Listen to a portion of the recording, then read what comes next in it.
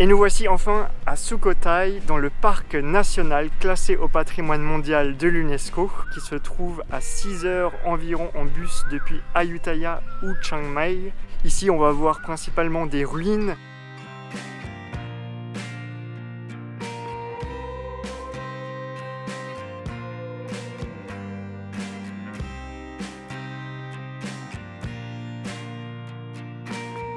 Là, on remonte un peu dans le temps. On se trouve au XIIIe siècle, au niveau de la première capitale du royaume de Siam.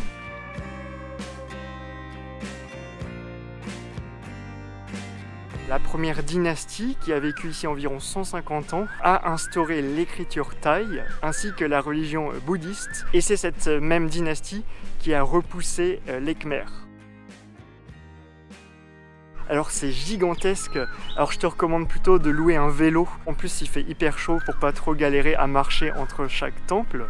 En visitant le parc historique, tu as différentes zones. À chaque fois que tu entres, tu dois payer un ticket. Je crois que ça coûte 100 bahts plus 20 bahts si tu as un vélo. La zone qu'il faut vraiment ne pas manquer, c'est la zone centrale, là où tu as les temples les plus spectaculaires. Et après si tu vas au nord et surtout à l'ouest, ça sera beaucoup plus calme. Contrairement à Ayutthaya, le cadre de Sukhothai est idyllique. Les routes sont beaucoup plus calmes, ce qui rend la balade bien plus agréable. Ici, c'est le temple Wat Mahatha. C'est le plus grand et le plus connu qui faisait palais royal.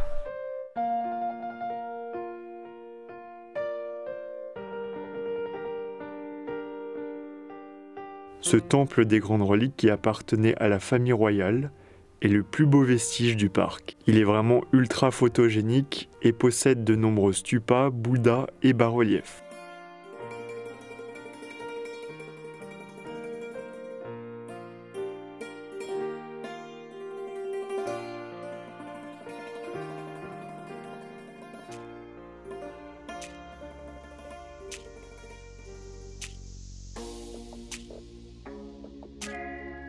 Contrairement aux autres temples tournés vers le soleil levant, celui-ci est orienté sud.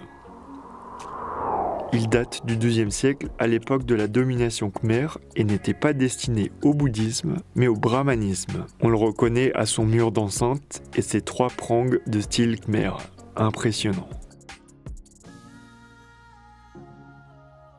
Derrière moi, tu peux voir l'ancien mur de fortification qui aujourd'hui délimite la zone centrale.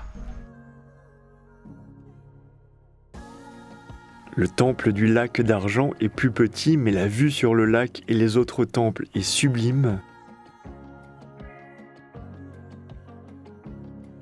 Et juste devant, tu as ce Bouddha avec une posture assez rare que je n'avais encore jamais vue. On dirait presque qu'il fait du moonwalk.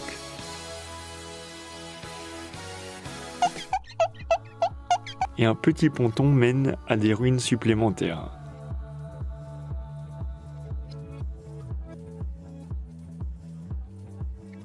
Le Wat Sasi possède la même configuration, avec une salle sur un petit îlot au milieu d'un étang.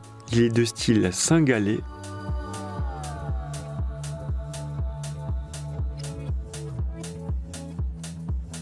Et on termine la première journée de visite face à cet étang pour admirer un coucher de soleil magique. Le meilleur spot se trouve au niveau du marché de nuit, où l'on va d'ailleurs tester tout type de spécialités thaï.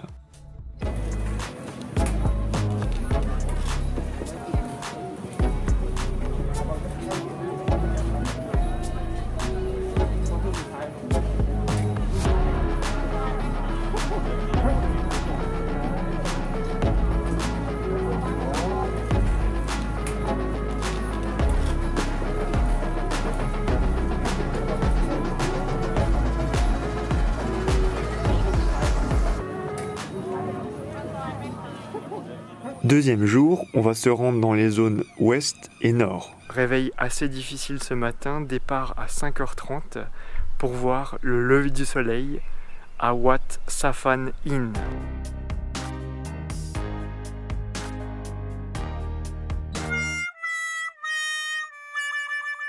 Échec total, le ciel est trop nuageux.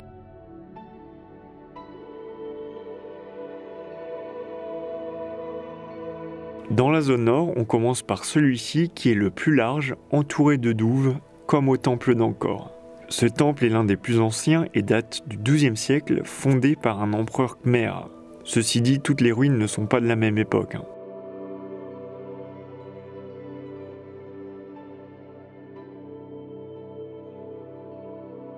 Le prochain qu'on va voir est assez impressionnant, tu peux voir un énorme Bouddha encastré.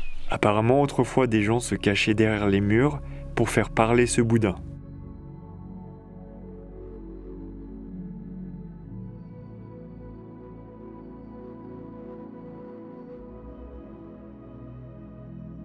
La zone ouest est beaucoup moins spectaculaire, par contre le cadre est très agréable. Ils sont vraiment au milieu de la jungle avec le bruit des oiseaux.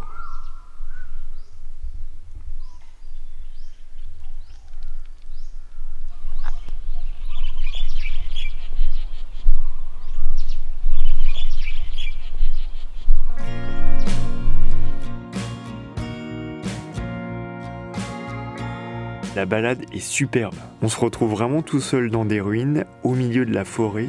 On a l'impression d'être des explorateurs. Par contre, il y a beaucoup d'escaliers, surtout au Wat Safan Inn dont je parlais, duquel on a essayé de regarder un lever du soleil. Il est à 200 mètres au-dessus de la plaine. D'ailleurs, le nom du temple se traduit par pont de pierre.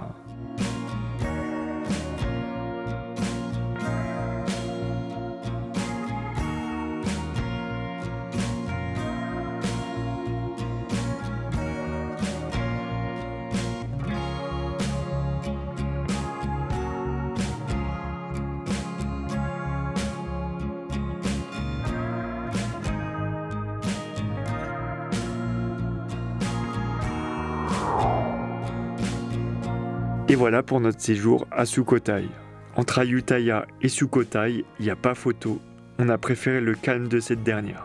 Par contre, c'est plus éloigné.